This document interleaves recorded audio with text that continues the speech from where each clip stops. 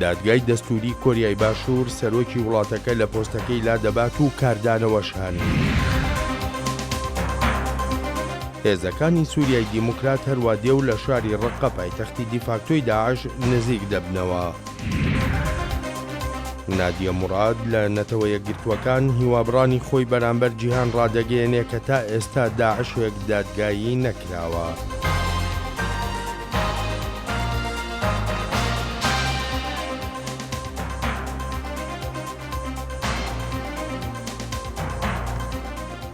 خۆشهاتنەوە بۆ کورد کۆنەکشنێکی نوێ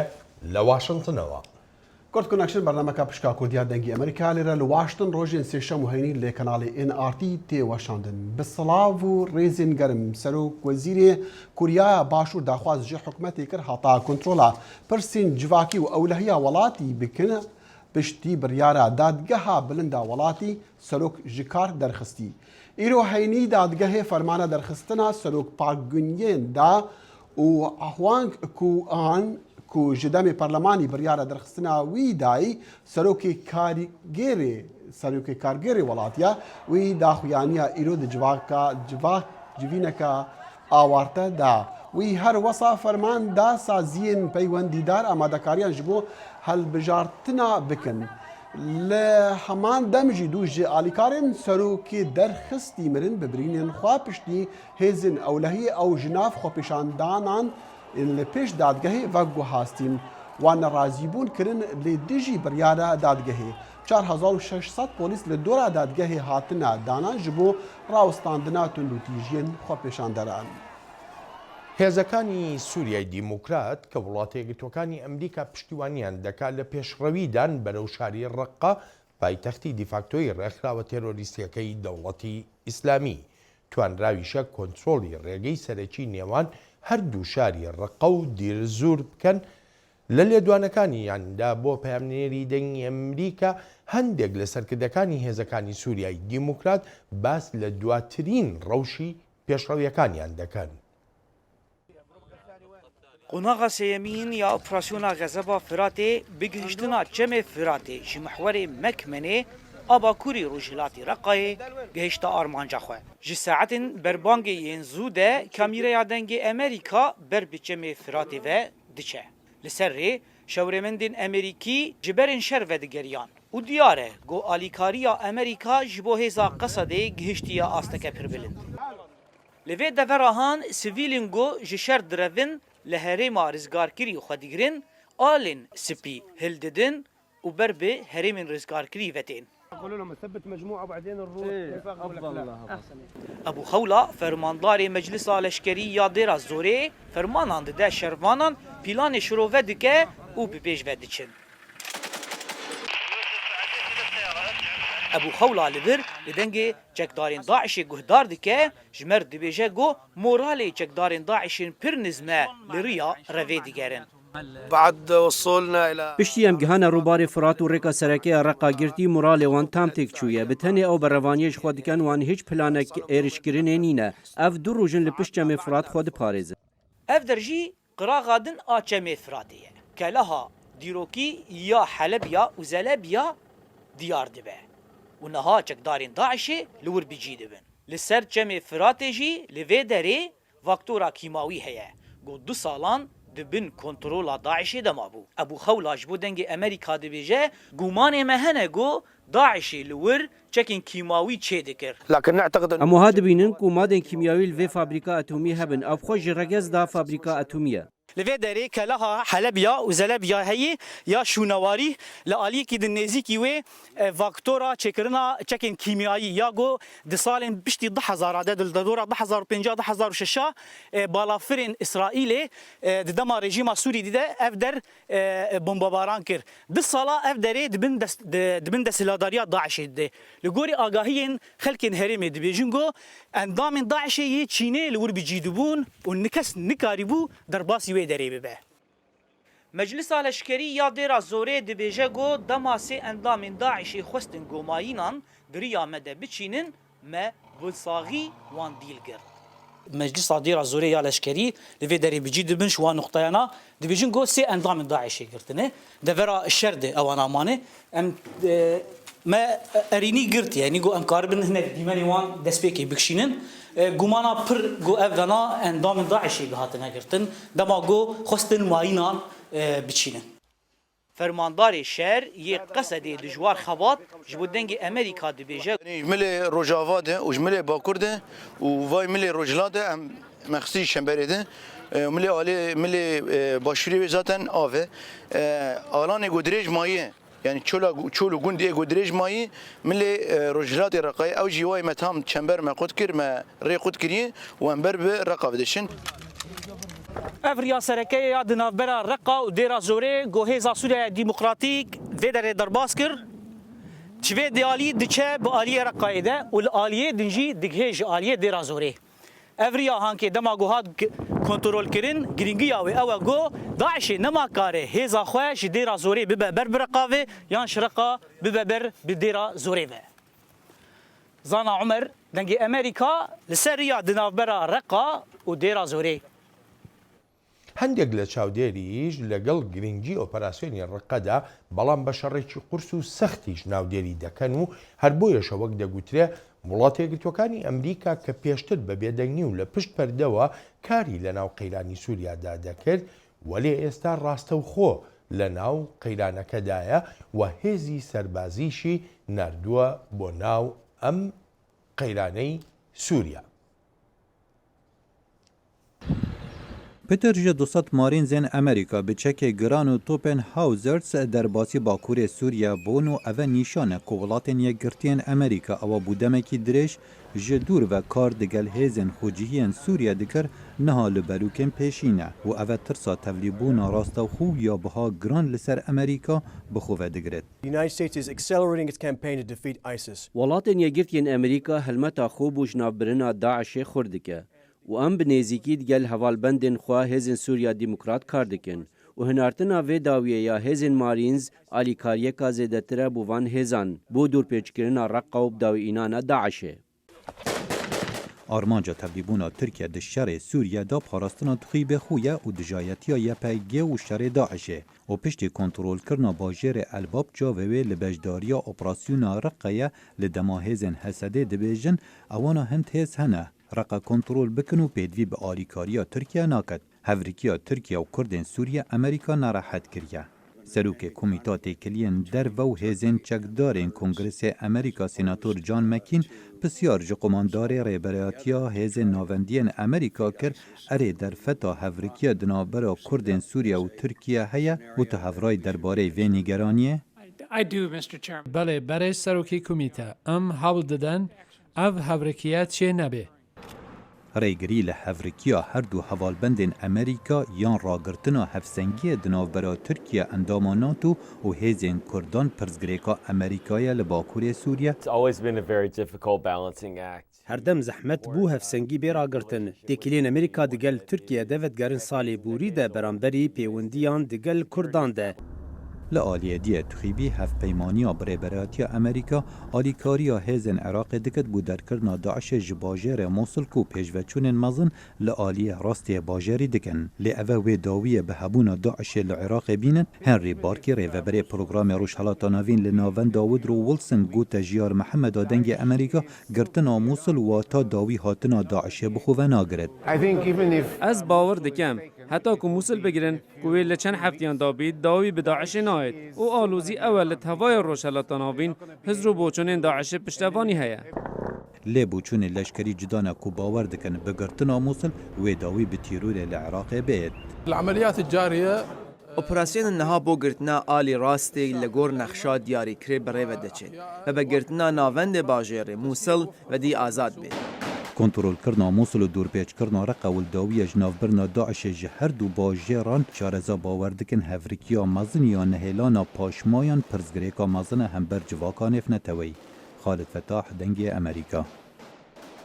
هاوکاتی ساڵیادی ڕۆژی گیانی ژنان بە سەدانژن لە ڕیزەکانی یەکینەکانی پاراستنی گەل واتە یەپەگا شانبەشانی پیاوان لە بەرەکانی شەردان دژی تێرۆریستانی دەوڵەتی ئیسلامی. ئەمەش نیشانەیەکی ترە کە ژنان دەتوانن هاوشێوەی پیاو لە کۆمەڵگەدا ڕۆڵ بجێڕن. بجل و بەرگên کوردی ژنên Kobanê 8 ئادارê pîroz kirin. ام دنیا جنه می کوبانیان جنه می در دنیا یعنی یک کوبانی تبایی پیروز جلو برگی خوی کردی در کردن کلانانا 8 آذار پیروز دکن تێزانین گۆشەروانن یەکەنین پاراستنا ژن یەپەژێ وەک بەشێک ji یەپەگێ ڕۆڵێکی گرنگ دشەرێ لە دژی داعشێدا لیستن. شەروانên یەپەژێ بوون سمبۆلا ژنên berxwedêr li hemî cîhanê û wêneyên şervanên yepecê got mil bi mil bi mêran ra li hember ramanên tondira û şer kir û gelek caran bûn fermandar û pêşengên berxwedanê li hemî cîhanê belav bûn. Roja 8 Adarê şervanên yepecê li Kobanê mesaca xwe dan jinên cîhanê got koletiyê qebûl nekin û tekez dikin got tu ferq û cidatî di navber jin û mêr de tune. Em ê netenî rojek tenê bo 8 Adarê ji şoreşa yepecê û şoreşa rojata navîn xas wek Kobanê em ê vê rojê bikin diyarê hezar jinê ku roja îro de zilm dîtine koletî dîtine em ê rojekî wiha pîrozbayiyekî ji bo dengê xwe dinyayê bera bike. Berdevka yepecê Cîhan Şêx Ehmed dazanîn got berxwedaniya yepecê li hember Daeş tekez kir got jin dikare bibe fermandar û di hemû beşên jiyanê da dikare bibe pêşeng wekî mêr. Hêjayek gotinê got her sal roja 8 Adarê li her derê cîhanê tê pîrozkirin wek roja cejna jinan. Di vê rojê da jinên cîhanê bi meşan û festîvalan roja xwe pîroz dikin û cudatiya di navber jin û mêr da red dikin. محمود بالی دەنگی ئەمریکا کۆبانێ.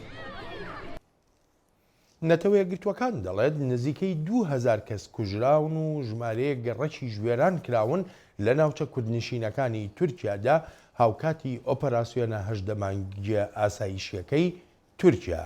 نەتەوە یەکگرتووەکان ئەم ڕووداوانەی تورکیای بە وێرانیەکی گەورە و پێشێلکاریەکی ترسناکی مافەکانی مرۆڤ ناودێر کردووە.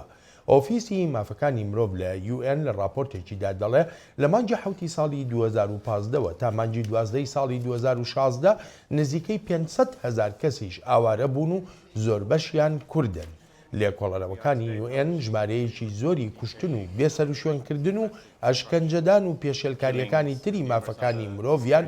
لە ئۆپەراسیۆنە ئاسایشیەکەی تورکیادا تۆمار کردووە. و سەرۆکی رووسی ڤلادیمیر پوتین ئیرۆهەینی لە مۆسکۆ میوانداریە هەفبەری خۆی تورکیا ڕەجەب تایب ئەردۆگان کرد ji بۆ دانوستاندنان لەسەر ڕەوشە سووریا مۆسکۆ و ئەنکەرێ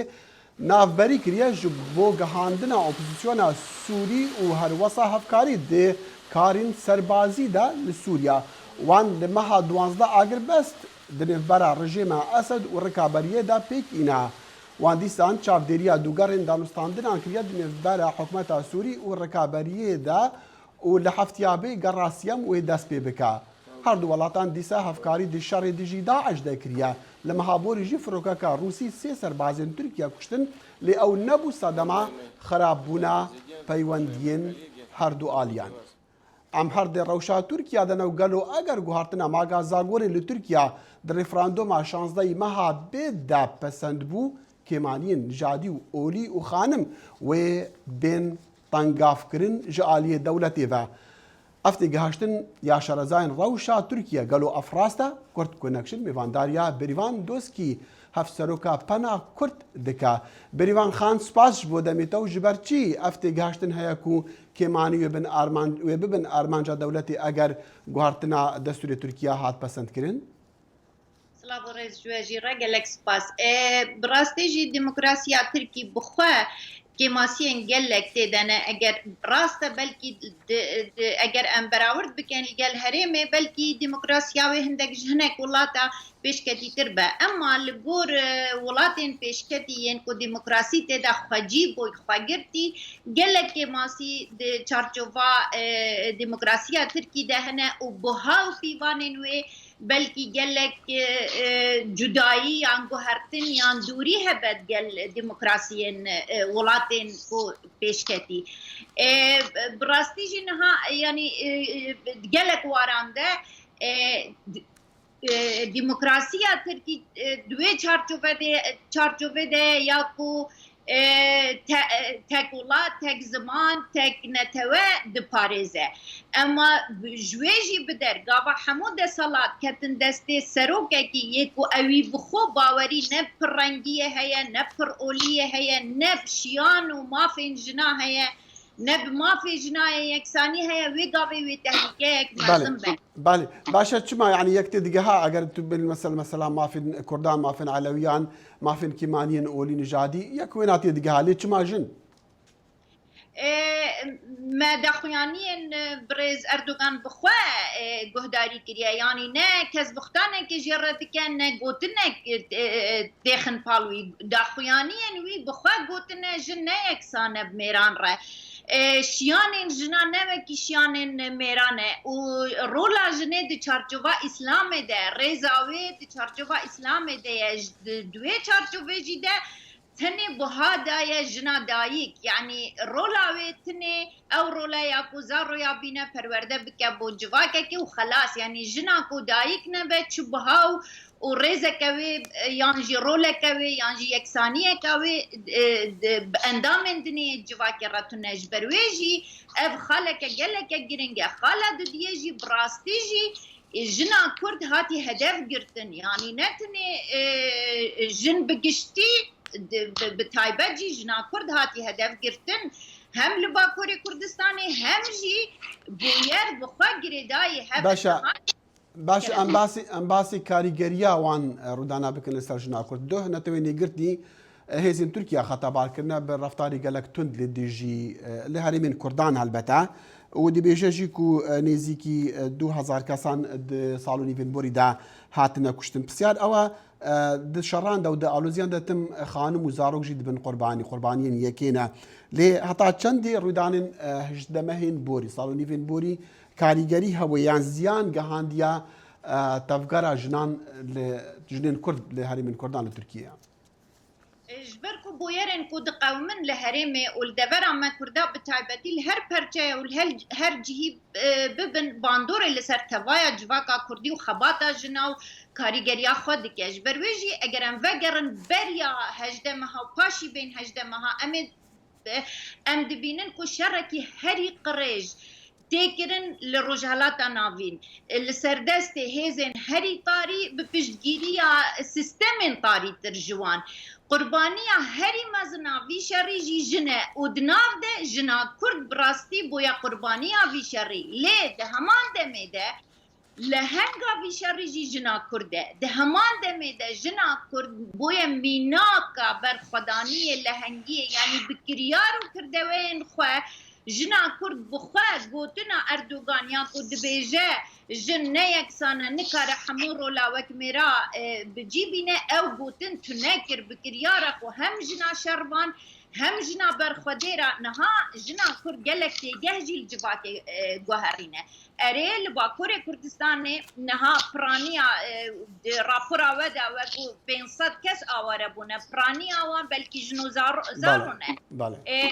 دبواری پرورده ده 11,000 ماموستا هاتنا هافتن که هم خوشی جکار هاتنا هافتن که هم خوشی دزانن پرانیا ماموستاش بر گندان روشاوا جنن لیب در هنده جیده یعنی گلک جن هات شر مانو نمانه دانل سردست وان هزا او بپشگیری آبان سیستم بریوان خان گلک سپاس بریوان دوسکی هفسروکا پنا کرد میوانا کرد کنکشن بو سپاس سرجاوا هەلیکۆپتەرێکی تورکیا لە دەوروبەری شاری ئەستەمبول کەوتۆتە خوارێ وەک دەگوترێ خۆی داوە بە تاوەڕێکی تەلەڤیزیۆندا لەم ڕووداوەدا بەلانی کەم 5 کەس گیانیان لەدەستداوە و وەک سەرچاوەکان دەڵێن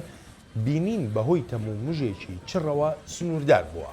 هەواڵەکان لە ئەستەمبولەوە دەڵێن 2 فڕۆکەوان و 4 کەسی بیانی و یەکێکی خەڵکی تورکیاش لە ناو هەلیکۆپتەرەکەدا بوون و شارەوانی ناوچەکە ژووتێتی لە شوێنی ڕووداوەکە تەنها 5 تەرمی بینیوە. چالاکوانا مافی مروان عمل کلونی و بزافکارا نافدارا ازدی نادیا مراد دخوازی جنتوین اگرتی دیکن ری ندن تاوان بارن جنوسایدا ازدیان جا عدالتی برفن وان گوت جواتا اولهیه او تیناگهن چما دوی دمی دریش دا تاوان بار ناهینا دادگاه کرن. شارەزای نەتەوەین یەکبووی مەها 6 ساڵە بوری دانزانین کو دەولەتە ئەسلامی جەنوسایت دکە لە دژی ئێزیدیان لە سووریە و عێراقێ تاکو کێمانیên ئۆلی بداوی بینن درەیا کوشتن کۆلەین سەکسی و تاوانندن ئەمەل کلونی یا کونونەرەتیە نادیا مراد و ئێزیدیین دنین بوونە قوربانن داعش دکە دەبێژە تەوی و عێراق پشتەوانی ئاخوا دەدەبوو بە کۆلین نەتەوەین یەکبووی حکوومەتە هێشتا بە ئاوایەکی فەرمی داخوازە vەیەکێ نەکریە. ام دخوازن که لپرسین به هفکاریا کاربدست عراق پیکوره. دوی او تش بجهوره او تشتی که کاربدستان عراقی جی دیویژن او پیشگیری دکن. لی اگر او پشتوانی بدرسین اتکرن لوی دمید دوی نتویت اگرتی هزرا ریکن دنین برپسیاری بکه و من دو گوتارا خدا بحث هنده کریه. کلونی هر وسا گوت کو جواکا اولکاری دکاره داخوازه و کولینان بکه بی قبول کرنا عراقی. وی گوت 193 اندام جواکا گشتی نتوین یکبوی دکارن تیمکا تایبت دروز بکن داکو بلگان کن بکن و کیسان آماده بکن و کوچا وان بو سوریه کرن دمها 12 کلونی دبیجه اگر او نکارن وی یکیجی بکن جواکا اولکاری دکارن وان کیسا ببن دادگاه ها تاوانا یا ناو نتوی. بالیوز عراقی بو نتوین یکبوی محمد علی الحکیم دجی دا برسوا خو ندا لسر شروعین عراق سبارت بوان کیسان. اما داخوازا آلیکاریان بکن. وج جواکا نفنتوایی و حوالبند مته خواستن آلیکاریان تکنیکی بدنمه لدورین پیویست. بالیوز بریتانی بو نتوین یک بوی ماثیو رایکرافت گوت که او دگر عراق کار دکه لسر وی پرسکریکه. اف داخوازات و پشتگیریا کار عراق بکه و ریزه لقانون نتوین عراق بگیره. هر وصا ام دبینن کو اف کارکی بلزه دوی پری و هره. نادیا مراد یا پر وستیایی جبالیوز نتوین یک بوی را گوت کو گوتنن وی روندکن وی و شهادت وی نهشتنه کو کسک تشتکی بکه. او ده پرسه گلو او و کمپین اخوا بردوام بکه یا نه یان جیوه چه سوداوی هبه. بعد 15 شهر عندما تحدث من بري 15 مهان بوجارا يكي لنتوين يقبوي آخوي وجوي دمدا تشي چكدارن داعش نكتن بردادگهان جبو تاوانن وان لدجي جواكا من ومروفاهية لعراقي. ناديا مراد سال 2014 دا جالية چكدارن دولة اسلامي لموصلي هاتبو گرتن. وید مها 12 سال 2015 جیروکا خو برانبری جواکا اولکاری یا نتوین یک بوی گوت و جوی دمیدا او کمپین خو بردوام دکه جبو دادوریه.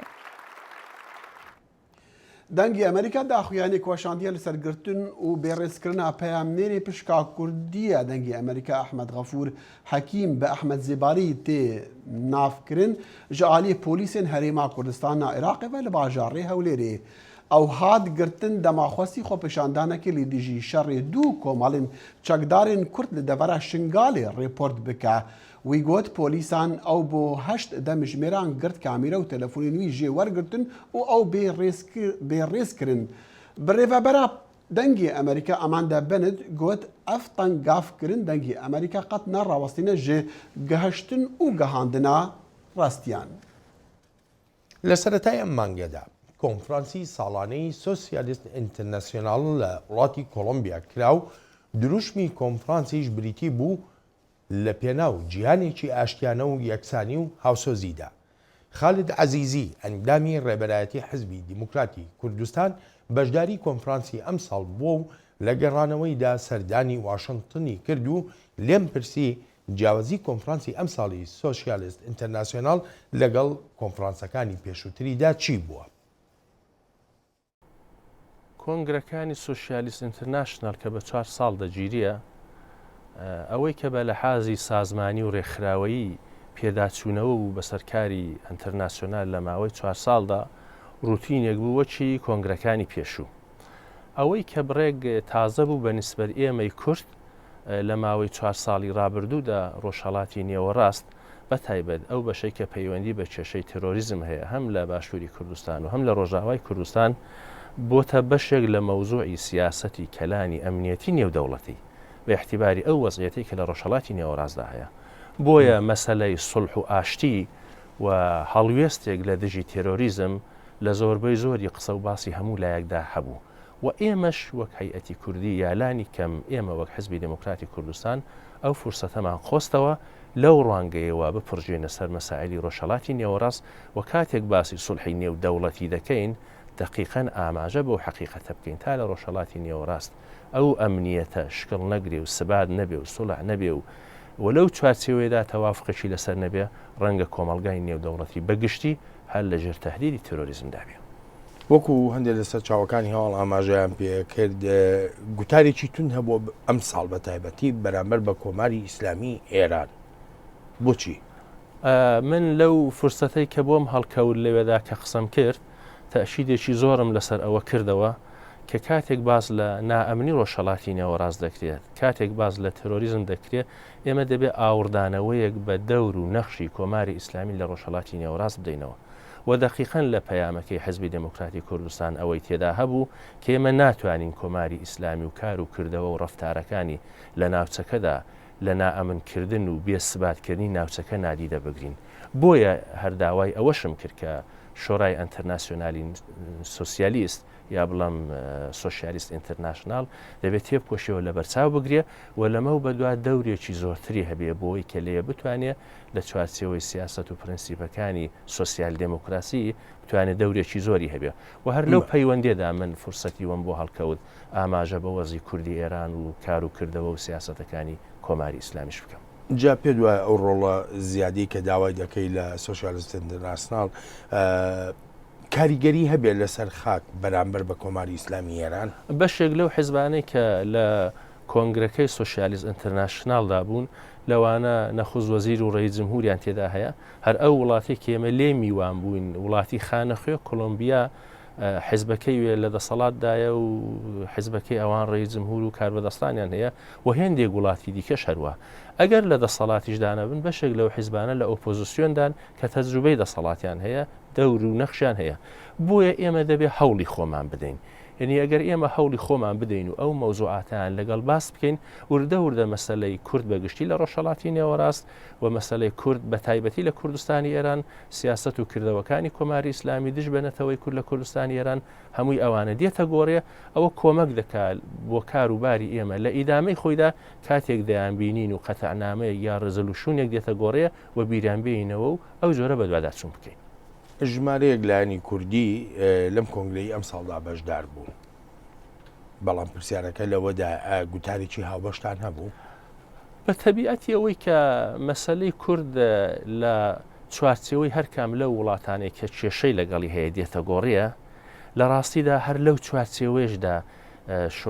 سۆشیالیست ئینتەرناشنال هەڵوێز دەگرێ بەڵام بەگشتی لە قسە و باسەکاندا باسیوە هاتووە کە کورد کەم و زۆر فاکتۆرێک بووە لە چەند و چۆنی خەبار لە دژی تەرۆریزم و دەورێکی زۆر و بەرچاوی هەیە لە چۆنێتی ئاڵوگۆڕ لەو ناوچەیەدا بۆیە ئەگەر پەیامێکی هاوبەشی کوردیش نەبوو بێ حیزبە کوردیشان هەوڵیان داوەکە لە چوارچەوەی ئەو وڵاتانەی کە بۆ خۆیان مەوزوع و کێشەیاندا هەیە بە جۆرێکەوە بێن نەگۆڕێ بۆ نمونە لە پەیوەندی لەگەڵ ئێراندا ئێمە لانیکە موفق بوون کە چەند خەتێک لەوێدا بنووسرێ لە بەلاغی کۆتایی سۆشیالیست ئینتەرناشنال و کۆنگرەکەیدا سەبارەت بە ئێران و قەزای کورد ئێرە.